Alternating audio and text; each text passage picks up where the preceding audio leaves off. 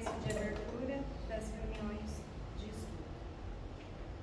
Senhor Deus Todo-Poderoso, vamos dar início aos nossos estudos a respeito do Evangelho de Jesus, para o que pedimos a assistência e proteção dos vossos bondosos mensageiros e do nosso anjo da guarda, a fim de que nos esclareçam a inteligência e nos deem o discernimento necessário a nós, os encarnados, e aos nossos irmãos desencarnados, que aqui vieram com a permissão do Pai, para bem compreendermos o que vamos estudar.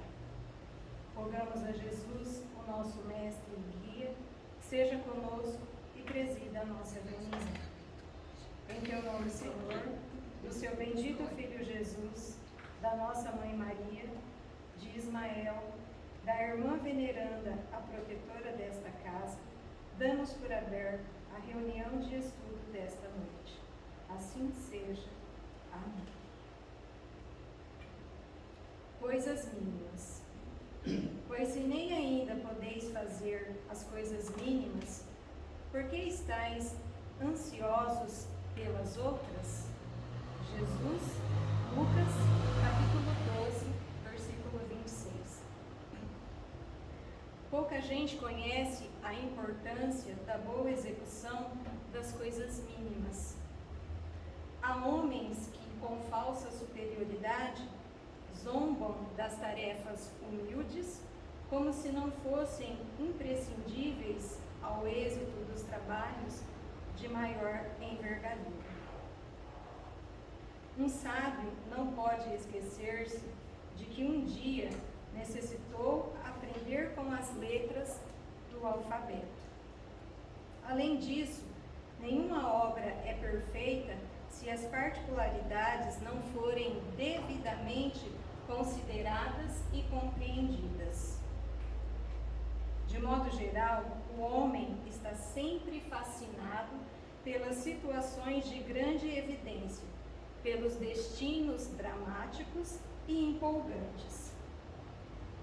Destacar-se, entretanto, exige muitos cuidados. Os espinhos também se destacam. As pedras salientam-se na estrada comum. Convém, desse modo, atender às coisas mínimas da senda que Deus nos reservou, para que a nossa ação se fixe com real proveito à vida. A sinfonia estará perturbada se faltou uma nota. O poema é obscuro quando se omite um verso. Estejamos zelosos pelas coisas pequeninas. São parte integrante e inalienável dos grandes feitos. Compreendendo a importância disso, o Mestre nos interroga no Evangelho de Lucas. Pois se nem podeis ainda fazer as coisas mínimas, por que estáis ansiosos pelas outras?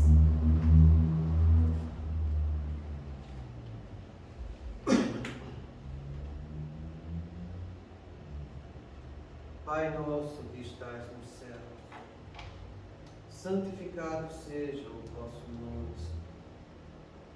Que venha a nós o vosso reino.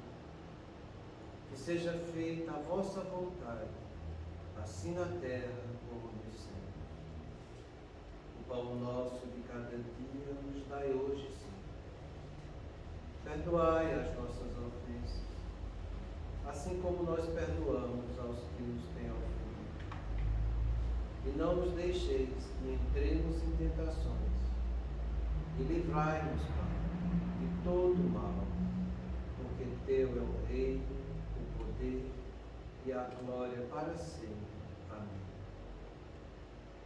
Espíritos esclarecidos e benevolentes, bondosos mensageiros de Deus, que tendes por missão assistir aos homens e conduzi-los pelo bom caminho, sustentai-me nas provas desta vida. Dai-me força para suportá-las sem murmurar.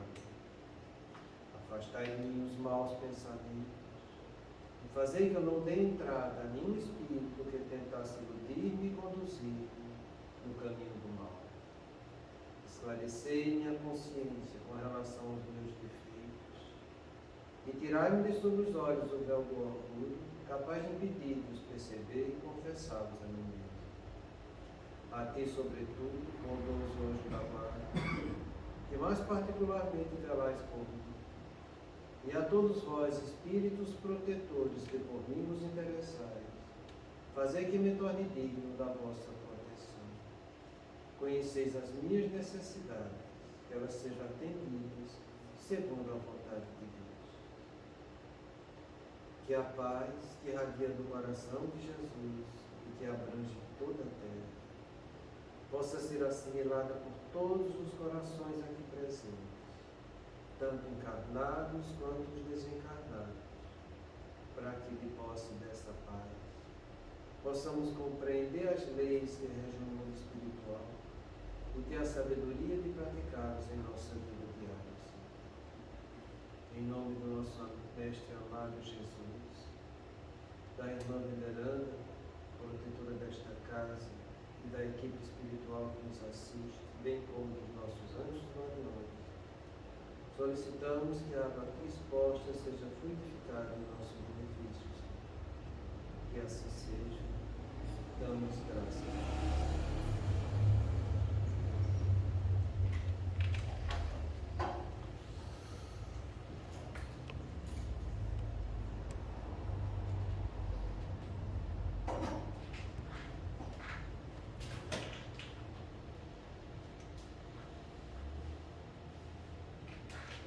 Boa noite.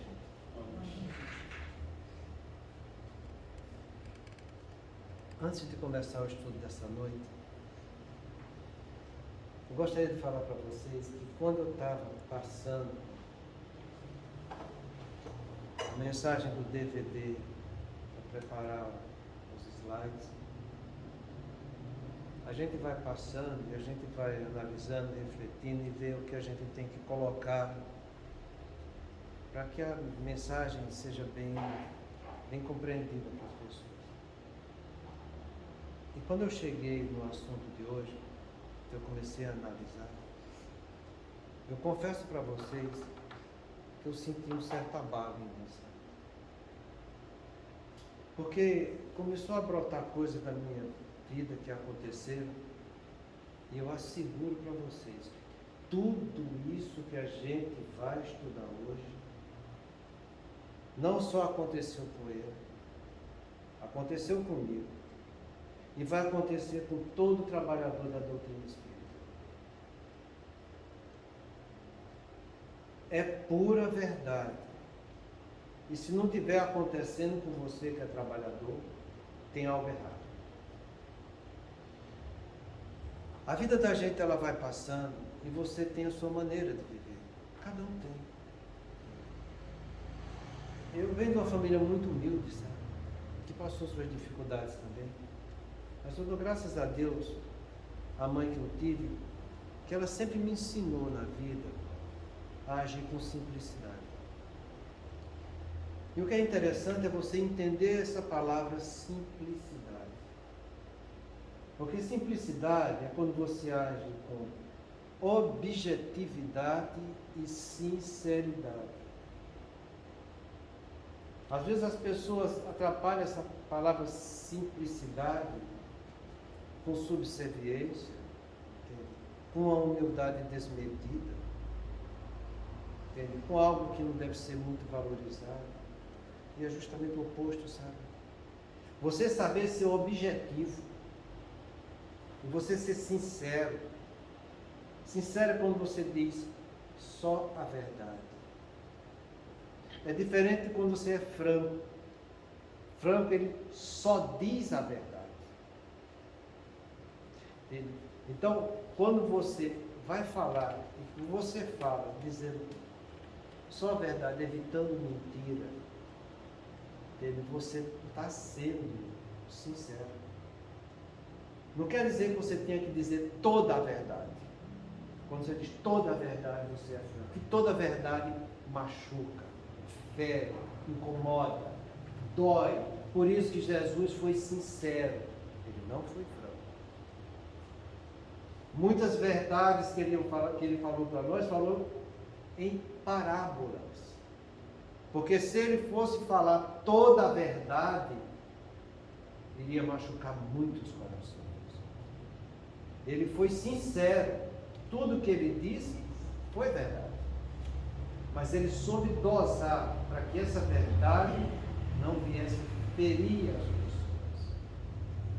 Eu sempre costumo falar o exemplo com meus filhos. A verdade é como um diamante. Se você dá o diamante para o outro, ele vai ficar muito feliz. Mas se você jogar o diamante no rosto dele, ele não vai ficar feliz. O franco joga o diamante no rosto. O sincero dá o diamante na mão do outro. Então seja sincero na sua vida. E saiba agir com objetividade. A pessoa que age com objetividade, ele sabe priorizar a vida dele. Ele sabe que quando ele está na sua idade escolar, ele deve priorizar aquilo. Quando ele chega numa faculdade, ele tem que priorizar. Ele não tem que preocupar com outras coisas, não. Porque a maioria das vezes é o pai que está tendo que trabalhar para botar comida dentro de casa, para dar o conforto para ele, para comprar livro, essas coisas todas. A única coisa que ele vai fazer é estudar. Então, pelo amor de Deus, ele tem que priorizar isso. Na sua vida profissional, você tem que priorizar ser um bom trabalhador. Você tem que ser objetivo nas coisas que você faz. Você tem que saber dizer o que você tem que dizer de uma forma que seja acessível ao outro, entende? E que você não fique fazendo rodeios. Porque fazer rodeios, você se perde no meio dos rodeios e não chega na finalidade. Eu estava conversando com a Márcia aqui no começo e ela tirou uma dúvida, sabe? Dizendo que Divaldo chegou a questionar a Joana de Anjos, porque ela fala numa linguagem muito profunda, que às vezes é difícil do entendimento das pessoas. E ela falou que tinha que falar desse jeito. E eu acho que ela tem que falar desse jeito. Porque ela não está fazendo reunião de estudo. Ela está fazendo uma exposição de divulgação da doutrina. E ela tem que mostrar que a doutrina tem sua parte eloquente. Mas é diferente quando a gente está numa reunião de estudo, em que a gente tem que ser acessível e a pessoa tem que sentir a sensibilidade que a gente está dando para ele, para que ele compreenda com profundidade o que a gente está passando. Então você tem que ser objetivo. Se você não for objetivo, a mensagem que você está passando para o outro não vai chegar até ele. Então essas coisas eu aprendi dentro de casa. E eu agradeço muito, tá? Porque foi assim que eu comecei a viver minha vida. Entende? E agindo com simplicidade, sendo sincero, sendo objetivo. Quando as coisas iam acontecendo, eu automaticamente agia desse jeito e procurava agir desse jeito. E nunca fiquei preocupado, entende? Em ficar guardando coisas que a vida me deu, entendeu? Eu fazia sempre o melhor que eu podia fazer com o que estava acontecendo, porque isso é seu objetivo. Aconteceu, está ali, você tem que participar, tem que dizer o que você entende. Você vai lá e fala, faz, você trabalha, você mostra o que você tem que fazer. Isso é seu objetivo, sabe? Então, eu levei minha vida desse jeito. As coisas apareciam, eu resolvia, dava o meu melhor, vida que segue, outro dia e outro dia, vamos em frente. Mas a vida passa, entendeu? Ela se escoa com uma simplicidade imensa. E quando eu cheguei para estudar o que a gente vai estudar hoje, eu vi que foi agindo com essa simplicidade que eu superei coisas que eu nem tinha percebido a dimensão do que era aquilo, sabe? Foram momentos difíceis na vida? Foram, muito angustiantes. Porque nessa vida, se você quer fazer algo e ser algo, você vai passar por momentos de angústia. Aquele que disser que passou a vida sem momentos de angústia, ele não venceu nenhuma dificuldade no seu patrimônio intelecto moral para acrescentar algo de melhor na sua vida. É normal a angústia no planeta de provas e expiações. E isso é muito importante a gente saber, que a gente precisa passar por isso. Porque se você está vencendo uma expiação, você está vivenciando coisas que a vida vai estar te dando, que está mexendo contigo, para que você faça e repita algo que você sabe que aquilo ali não é correto. Isso te angustia. Isso te angustia. Eu gosto muito de definir a angústia para os meus pacientes. Porque isso facilita eles terem um entendimento de qual é a causa da angústia. Porque a angústia é aquele desassossego na mente, com aquela opressão no peito, que surge por ingratidão, frustração, sentimento de culpa e insegurança. Se você está sentindo angústia, uma dessas 4 coisas está agindo em você. Quando você passa por expiação, você vivencia muita ingratidão. Frustração, nem te fala. Sentimento de culpa também, porque quem não é? Insegurança, que é a causa básica da ansiedade. Então essas coisas que a gente falou que são angustiantes, ela reflete os 3 níveis de doenças que geram angústia, que são as doenças do amanhã, quando eu fico fixado causando ansiedade, do ontem, quando eu fico com mágoa, com depressão, e a irritabilidade do hoje, que é o estresse que eu estou vivendo com o que a vida está me oferecendo. Se você age com simplicidade pelo que a vida te oferece, você não vai ficar estressado. Você vai passar por situações que vão te deixar contigo, entendeu? Mas você vai saber como agir. E você sabendo como agir, quando você pede socorro, o socorro chega. Foi um dos momentos mais angustiantes que eu pedi socorro e o socorro chegou. E até hoje eu fico me perguntando como foi que aquilo chegou até mim. E eu não tenho resposta. Então o que o nosso amigo fala hoje, ele diz respeito a isso aqui. Não sei se no fundo está dando para ler. Quer que apague lá? Eu acho que ele dá apagado de trás. Né? Só de trás ali. Acho que acho que é a outra lá. Pronto, ficou melhor para vocês chegarem. Ele diz o seguinte: as sortidas das entidades perversas eram constantes, criando embaraços contínuos onde quer que me apresentasse. Calúnias, acusações sem qualquer justificativa, antipatias inexplicáveis, azedura e desprezo foram as armas de que se utilizaram através de pessoas invigilantes para me acudir. É como ele diz aqui, sabe? São ataques de surpresa, quando você menos espera, aparece um troço, sabe, na tua vida, que você nem imaginava que aquilo ali pudesse estar acontecendo. E acontece. Às vezes você pergunta, de onde é que surgiu isso? E você também não tem resposta. Simplesmente a coisa vem. E ela vem através de pessoas invigilantes. E essas pessoas invigilantes, eu falo para vocês, sabe? Não pensa que são pessoas que estão passando na rua que você não conhece. Esses também existem, que são invigilantes. E tem aos montes, sabe? Mas você tem isso dentro da tua casa. Você tem isso dentro da sua família. Você tem isso dentro de pessoas que você ama e que você se dedicou para eles. É por isso que eu falo para vocês que são situações angustiantes. E não é fácil você superar isso. Quando você está passando por calúnia, que são ataques geralmente, acusações falsas que não tem difamado. Não é fácil. A coisa dói.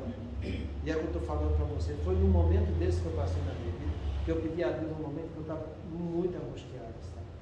Meu Deus, me ajuda porque eu preciso de alguma coisa. Cara. Porque eu não sei se graças a Deus ou infelizmente. Talvez seja infelizmente, talvez seja graças a Deus. Eu tive, no fundo, poucos amigos. E eu sempre fui desse jeito. Eu já falei para vocês que minha mãe me ensinou, quando a gente falava que era criança, meu amigo, ela dizia, para menos. Amigo, você conta na palma da mão. Porque nem Jesus conseguiu completar na palma da mão dele os amigos que ele teve nos momentos difíceis. E não deu para contar mesmo, para Jesus. Quando ele estava lá na cruz, tinha as Marias e tinha o João. Não completou a palma de uma mão.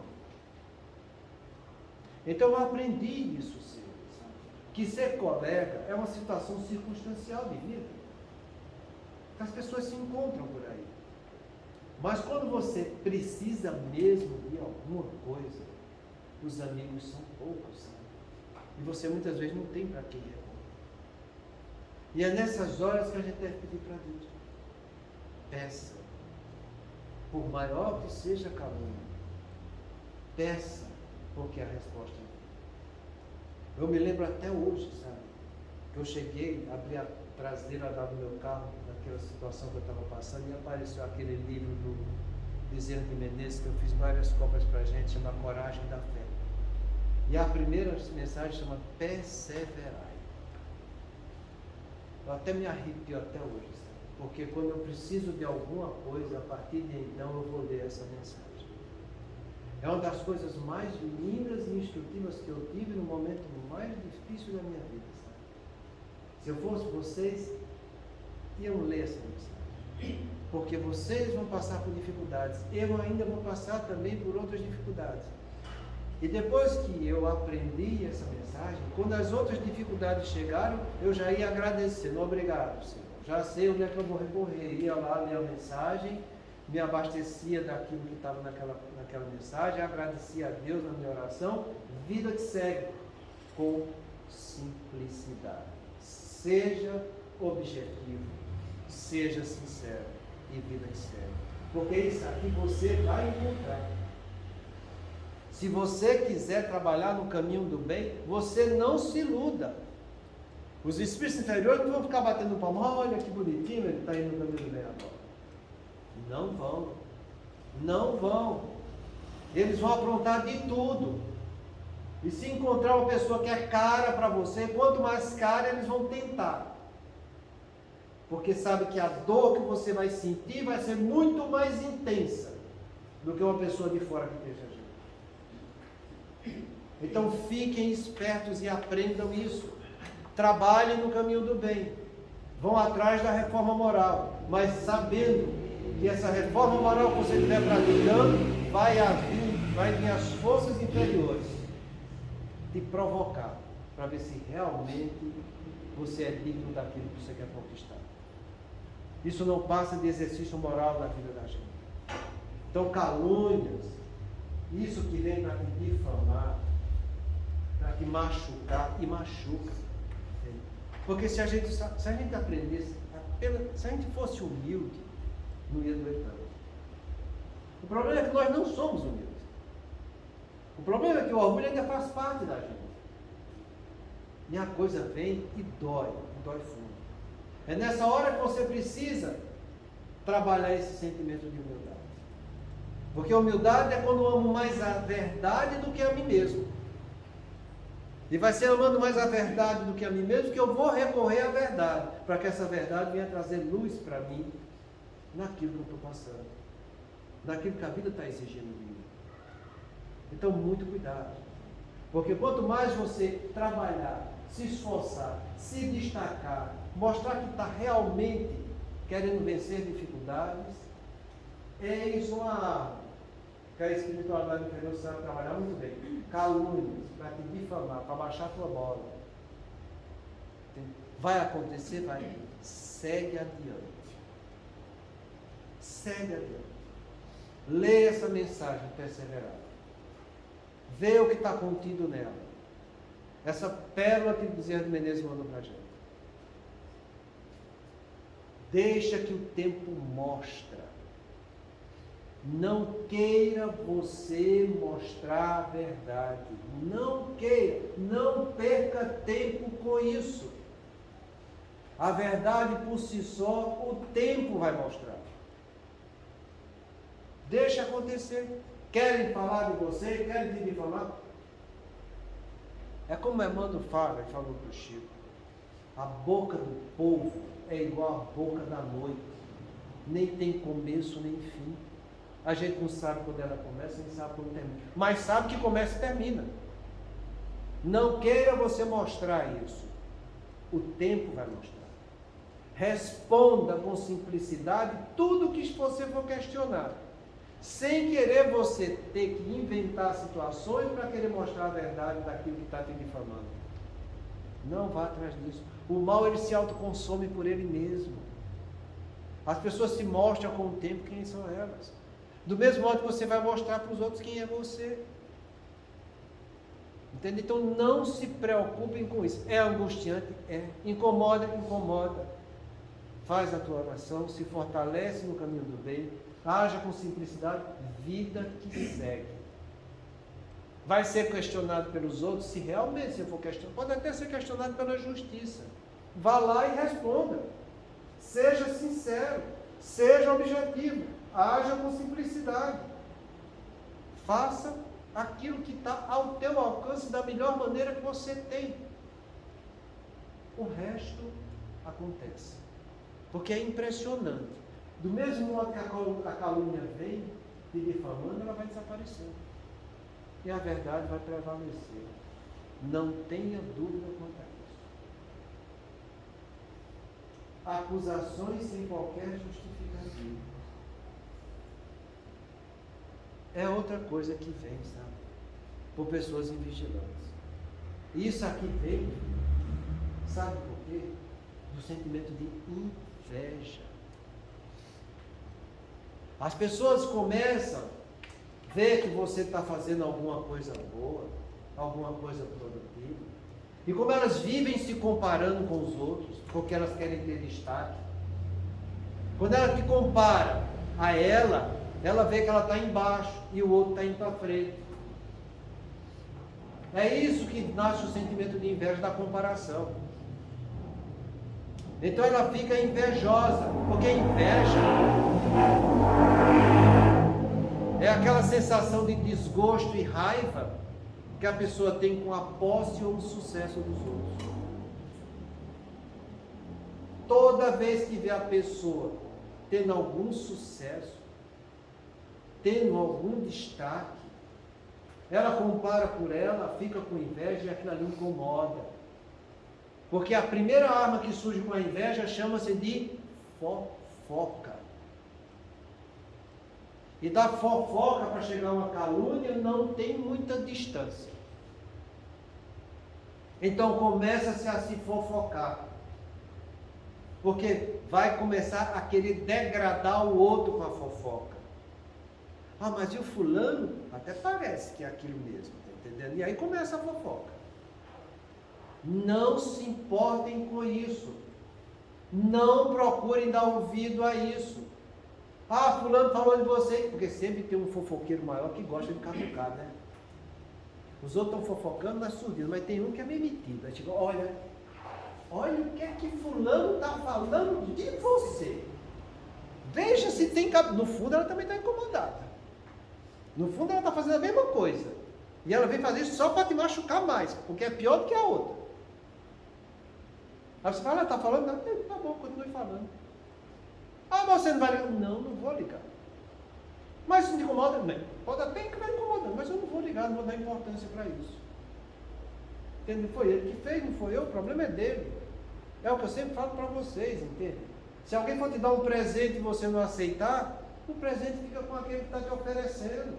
Não aceite provocações da espiritualidade inferior. Saiba ser superior a isso.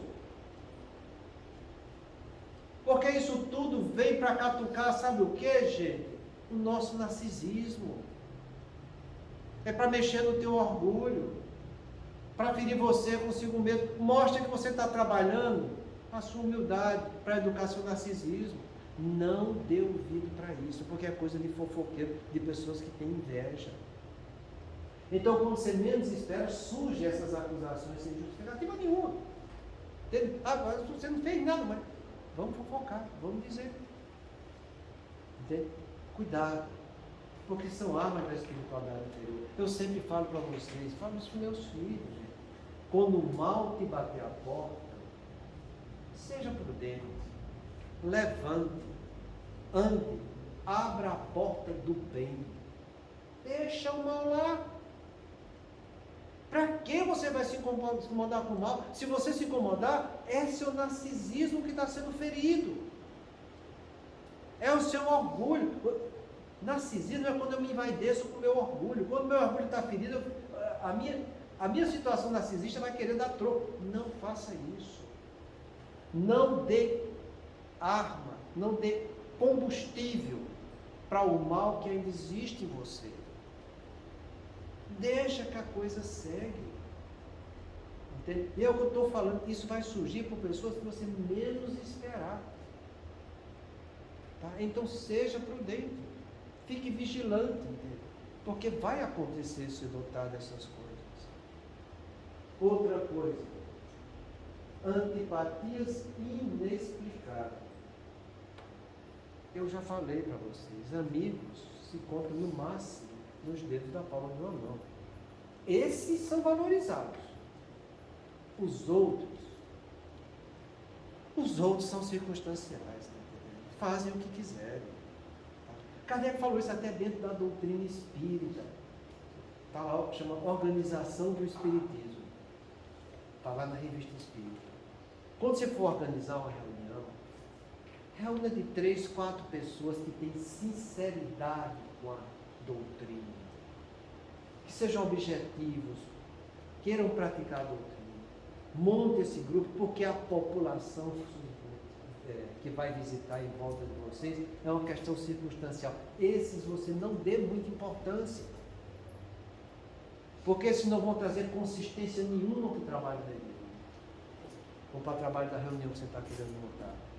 É o próprio Kardec que fala isso, sabe? Às vezes eu vejo as pessoas muito incomodadas. Mas tem muita gente na reunião que não pode falar muita. Quando eu cheguei nessa cadeira, desse jeito. Como é que você vai falar isso?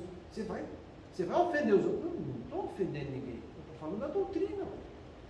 Se o outro vai se ofender com a doutrina, é o problema dele com a doutrina, não é comigo. O meu problema é estudar a doutrina, melhorar a doutrina na minha vida, levar essa doutrina para os outros. Então tenha cuidado, porque amigos mesmo são poucos. Pessoas que vão de uma hora para outra, que tinham simpatia, começaram a ter antipatias inexplicáveis, isso é muito comum. E você não deve dar importância para isso. Porque pessoas que agem desse jeito já não eram teu amigo, é bom que elas se mostrem. O que é que Kardec fala a respeito da mediunidade? A mediunidade vem mostrar aqueles que querem nos prejudicar. Tornou visível o que era invisível. Melhor que seja assim. Se você tem uma pessoa que está criando confusão e está partindo com antipatia, essa pessoa nunca fez nada de bom por você. Ela se fez de bom, mas ela não é uma pessoa boa. Isso não merece você ficar convivendo com ela. Se ela está rendendo graças à espiritualidade inferior, é porque ela se compraz com ela. O que é que Kardec fala da médium que mais colaborou com as mensagens do Livro dos Espíritos, que foi tomar satisfação para ela, porque o nome dela não estava no livro? Foi lá, falou um monte de impropério para Kardec. Quando saiu, a esposa disse, ela estava sob a ação de espíritos inferiores. E Kardec falou para ela, que diferença isso faz? Que diferença? Não faz nenhuma, porque ela era tão ruim quanto eles. Ela apenas se mostrou quem ela era. Ela viveu de fantasias e de ilusões, levando para ele uma personagem que na verdade era uma máscara do ego. Quando chegou a situação que requeriu dela uma atitude mais nobre, a máscara caiu e ela mostrou quem ela era, vai. Então é melhor que essas pessoas que estão mostrando para você essas antipatias inexplicáveis, que se mostrem logo, porque se ficar junto contigo, quando ela quiser te prejudicar, ela vai te prejudicar às vezes de uma maneira muito mais difícil de você se livrar dela. Seja prudente, não se incomode com isso, deixe que sigam a vida, segue você a sua. Você é responsável por sua conduta e não pela conduta dos outros. Os outros são responsáveis pela conduta deles, não pela sua.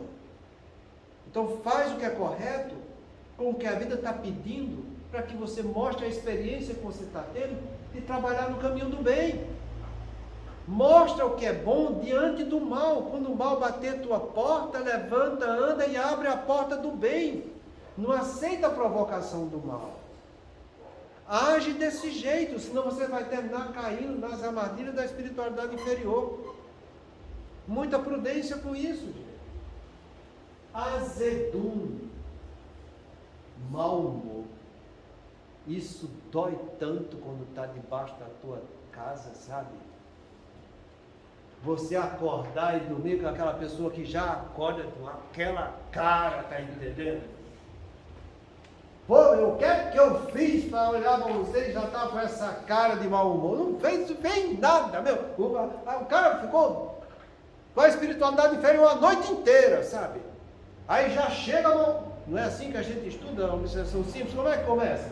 Qual é o primeiro sinal? O mau humor matinal. Imagina se um espírito bom, eu não estou falando superior, estou falando bom, benéfico, é o primeiro degrauzinho dos que estão no caminho positivo. Imagina se a pessoa, um espírito bom vai acordar de mau humor. Não vai, gente. Você vai conversar com ele, às vezes, como eu estou falando, às vezes é um filho, às vezes é um marido, uma esposa, você já vai conversar de mau humor, já acorda cuspindo marimbondo. Paciência.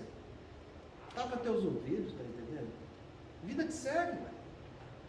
Você não pode querer colocar bom humor numa pessoa que é mal-humorada. Não tem como. Isso é um trabalho da própria pessoa que ela tem que fazer, ela tem que se enxergar. No máximo que você pode fazer, no máximo, se não for teu filho, é você sugerir algo para ela. Porque o relacionamento entre os outros são horizontais. Relacionamento entre pais e filhos é um relacionamento vertical. Aí você não vai sugerir, você vai orientar mesmo, entende? E quando você vai orientar, você vai chamar na real, entende? Porque você está fazendo isso com seu filho. Entende? Então você deve isso para ele. É diferente de marido e mulher, é diferente entre irmãos, é diferente entre colegas, é tudo horizontal, então no máximo você vai sugerir. Sugere. Não acha que está exagerando um pouco? Tem que acordar desse jeito. Se te escutar, bem, todos serão beneficiados. Se não te escutar, a vida que segue. Segue tua vida, ela não vai seguir a outra. Entende? Não tem outra coisa para fazer. Não tem. Então não tem essa história de você ficar, eu estou preocupado porque eu sei que é uma má influência, está sendo assim. E daí? Vai resolver você ficar preocupado? A obsessão não é tua, é dela. Você está nesse momento, nessa encarnação com ela, mas você não está grudado com ela. Entende? A gente sabe que os nossos vínculos mesmo que a gente tem, que vão perdurar nas nossas famílias espirituais é por simpatia.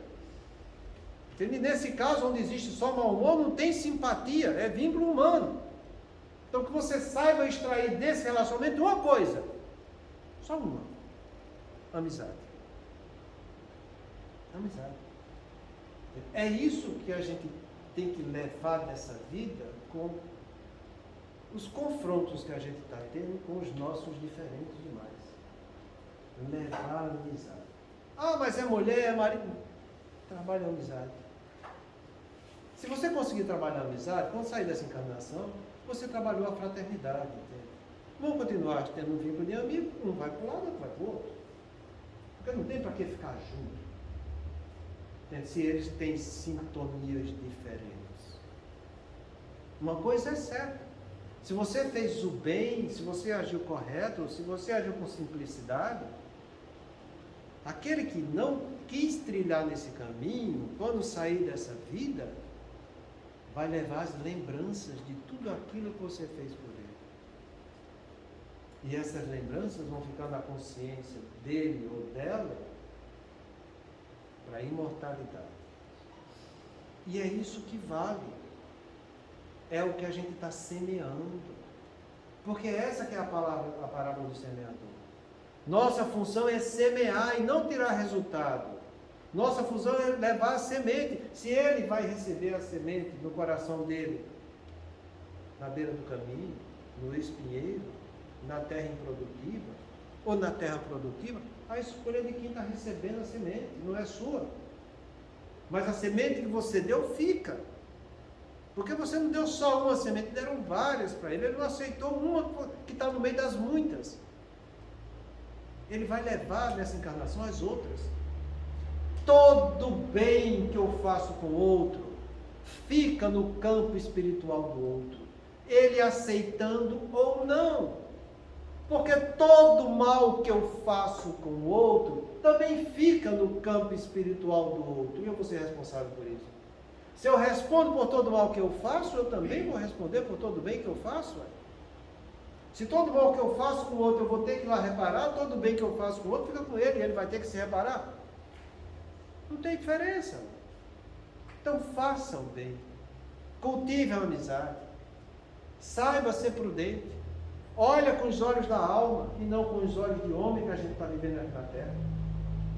Porque olhando com os olhos da alma, sua visão se amplia e a vista humana diminui.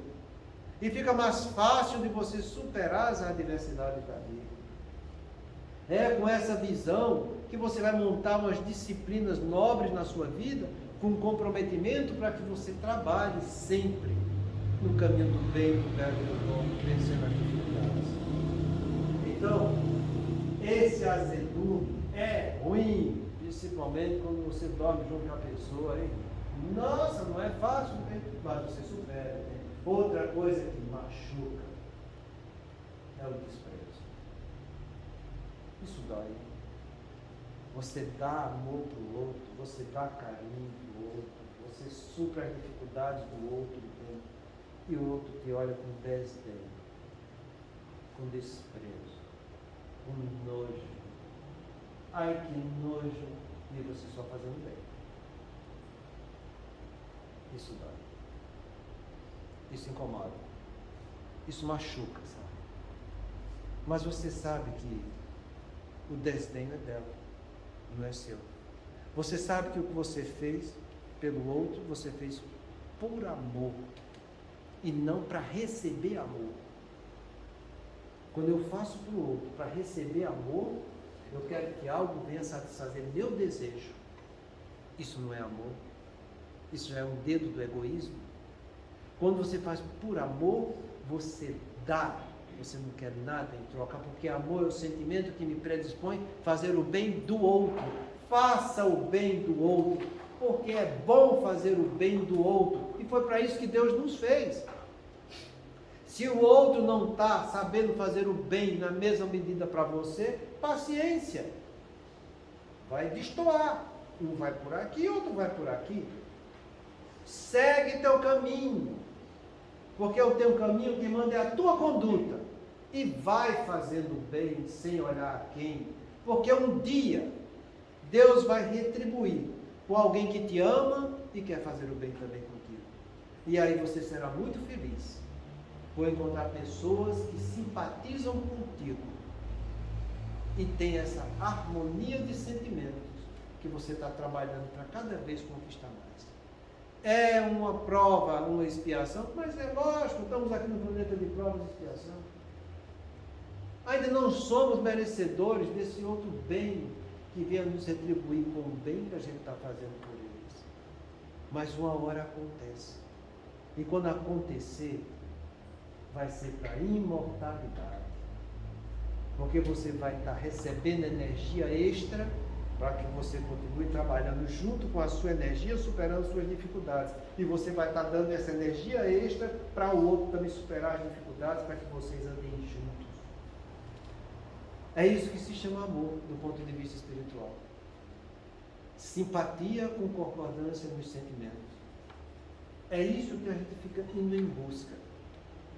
De alguém que venha nos fornecer mais energia para que a gente possa se superar e a gente dá energia para eles, para que eles também se superem. A gente está em busca disso. Sendo que no planeta de provas e expiações, na situação que a gente está vivenciando já no final desse tormento, a maioria dos relacionamentos, em virtude dos comprometimentos do passado, são, como diz o próprio Rivaldo, mais de 95% é expiatório. E quando é expiatório, já viu, né? Não tem essa sincronia e simetria de afetividade. Um está dando e o outro que está recebendo, às vezes não quer dar e às vezes fica só recebendo e fica aquela mão de caroço, mas você não pode desistir disso. Porque se você desiste, aquele que está te esperando do outro lado vai sentir muito por você ter desistido, porque ele vai ter que ir adiante e você ficar para trás. Não desista. Continue doando. Continue dando. Embora o outro não esteja sabendo retribuir, e até te olhando com nojo, sabe? E até te desprezando. Não despreze o outro. Continue amando, porque o importante é o que eu estou fazendo, que depende de mim. Se o outro não sabe fazer isso, o problema é dele. Então faça, trabalhe, continue amando, porque logo, logo você vai encontrar alguém que te ama também e poder andar junto com ele. Como a gente vê as histórias, por exemplo, no Chico e do Emmanuel, que se encontraram e estão andando juntos, seguindo a vida adiante. Então o que a gente sabe é que existe isso conosco. Nós que nos distanciamos dele, em virtude das dívidas do passado. Mas que em um momento a gente vai se encontrar para seguir adiante.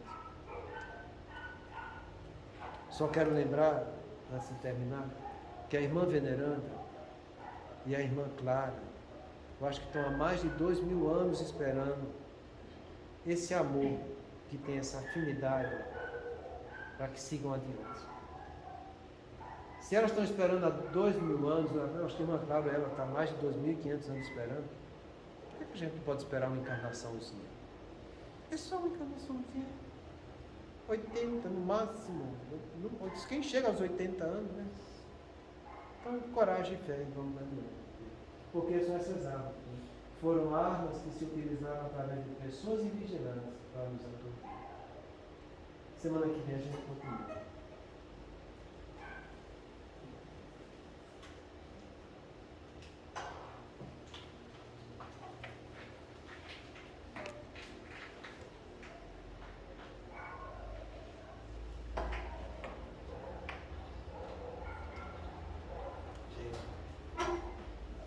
Vamos orar com mais capricho e lembrar que nossas preces na área de conflito de guerra, porque a coisa está ficando muito complicada.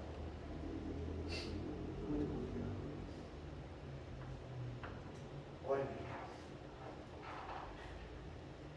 na minha terra tem um ditado que diz que para cada doido sempre existe um doido pior. E é verdade, sabe? Não briga com quem é doido que está fazendo mal para os outros. Porque é o que está acontecendo nessa realidade. Vamos levar a nossa afetividade boa que a gente já conseguiu para que toque esses corações. Pedindo a Deus e a Jesus que nos ajude, para que a gente não passe por muitos tormentos, como já passamos da Segunda Guerra Mundial. Senhor de infinita bondade, no santuário da oração, marco renovador do meu caminho, não te peço por mim, Espírito endividado, para quem reservaste os tribunais da tua excelsa justiça. A tua compaixão é como se for o orvalho da esperança em minha noite moral. Isso basta ao rever o pecador que te ensino. Não te peço, Senhor, pelos que choram. Clamo o teu amor em benefício dos que fazem as lágrimas. Não te venho pedir pelos que padecem. Suplico-te a bênção para todos aqueles que provocam sofrimento. Não te lembro os fracos da terra. Recordo-te quando se julgam poderosos e vencedores. Não intercedo pelos que soluçam de fome. Rogo que amor pelos que lhes furtam o pão. Senhor todo bondoso, não te trago os que sangram de angústia. Relaciono diante de ti os que golpeiam e ferem. Não te peço pelos que sofrem injustiça. Rogo-te pelos empreiteiros do crime. Não te apresento os desprotegidos da sorte. Sugiro teu amparo aos que estendem a aflição e a miséria. Não te prometer para as almas traídas. Exorto-te o socorro para os que tecem os fios envenenados da ingratidão. Pai compassivo, estende as mãos sobre os que vagueiam nas trevas. Anula o pensamento insensato. Cerra os lábios que induzem a tentação. Paralisa os braços que apedrejam. Detém os passos daqueles que distribuem a morte.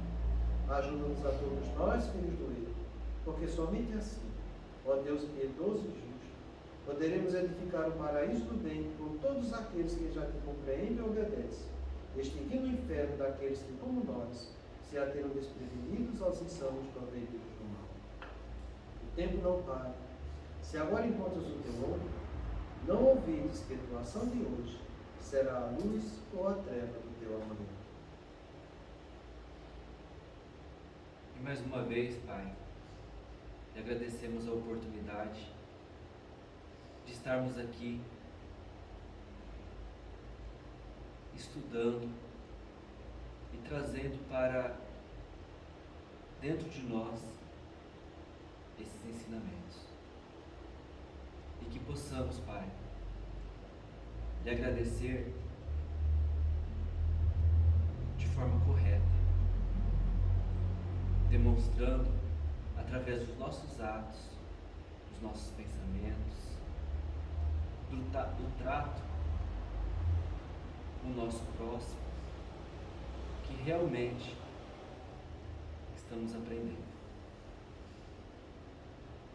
Peço, Pai, que olhe pelo lar de cada um aqui, pelos familiares, e que olhe, Pai, pelos nossos governantes e por todos esses que estão nessas zonas de conflito. Façamos agora a prece que Jesus nos ensinou, sentindo cada palavra em nosso coração. Pai nosso que estais no céu, santificado seja o vosso nome. Venha a nós o vosso reino. Seja feita a vossa vontade, assim na terra como no céu. O pão nosso de cada dia nos dai hoje, Senhor. Perdoa, Pai, as nossas ofensas, assim como perdoamos os nossos ofensores.